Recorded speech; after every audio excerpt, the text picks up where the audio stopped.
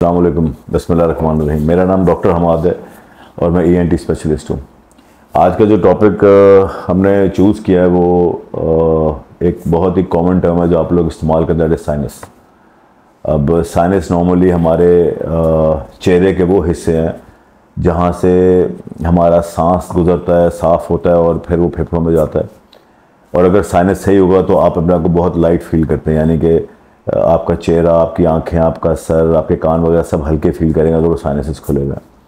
लेकिन अगर उसमें कहीं ब्लॉकेज आएगी जो कि बहुत कम है या ज़्यादा है अकॉर्डिंग टू हम जब उसको चेक करते हैं, तो फिर सिम्टम्स आना शुरू हो जाते हैं। तो अल्लाह ताला ने ये एक ऐसे खाने बनाए हुए हमारे चेहरे पे जहाँ से हमारा सांस और चीज़ें गुजरती हैं और हमारी चीज़ों को बहुत लाइट रखती है। जिस तरह आप में से कुछ लोग स्विमिंग करते होंगे, आपने देखा होगा जब बाहर वॉक करते हैं ट्रैक पे तो आपकी बॉडी वेट एक ज़्यादा होता है, बट जब आप स्विमिंग पूल में उतरते हैं और आप जब पूल में वॉक करते हैं तो बॉडी वेट लाइट हो जाती है।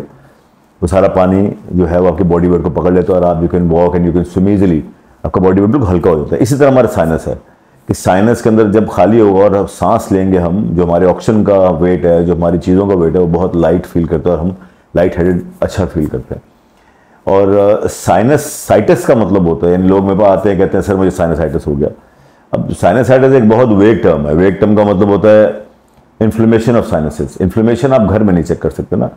अब इसके अंदर राइनोसाइनोसाइटिस है, इसके अंदर साइनोसाइटिस है, बहुत टर्म्स है इसके अंदर। तो आपको मैं आपकी ज़बान में समझाना चाहता हूँ कि अगर कोई भी रास्ता हमारे नाक का ब्लॉक हो जाएगा जो हमारे सांस को साफ करके फेफड़ों तक नहीं पहुँचाएगा, उसके अंदर कहीं ब्लॉकेज आएगी तो वो साइनसाइटिस। अब अगर नाक में आएगा तो राइनोसाइनोसाइटिस है, तो नाक बंद है। तो हम नाक के गोश्त देखते हैं। अल्लाह ताला ने नाक में 3 गोश्त बनाए हुए हैं जो हमारे नाक को संभालते हैं, जो हमारे नाक को खुला करते हैं, जो हमारे हवा को गीला करते हैं, जो हमारे इस हवा को प्योरीफाई करता है। 5-6 फंक्शन है इसके।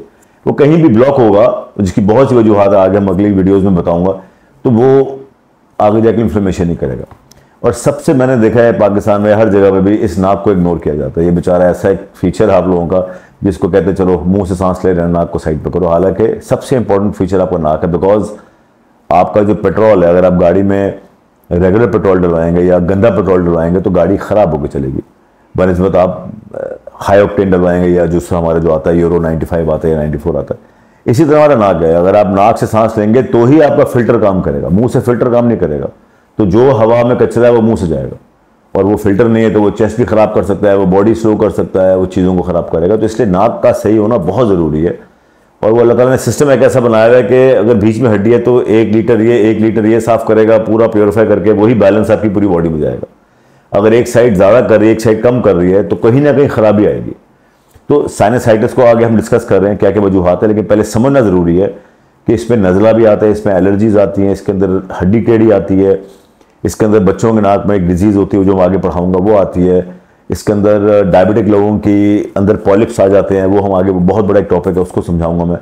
तो आज जो हमारा टर्म है वो साइनसाइटिस, और आगे जो मैं डिस्कस करने वाला वो है कि बच्चों में साइनसाइटिस कैसे होता है। ठीक है, थैंक यू।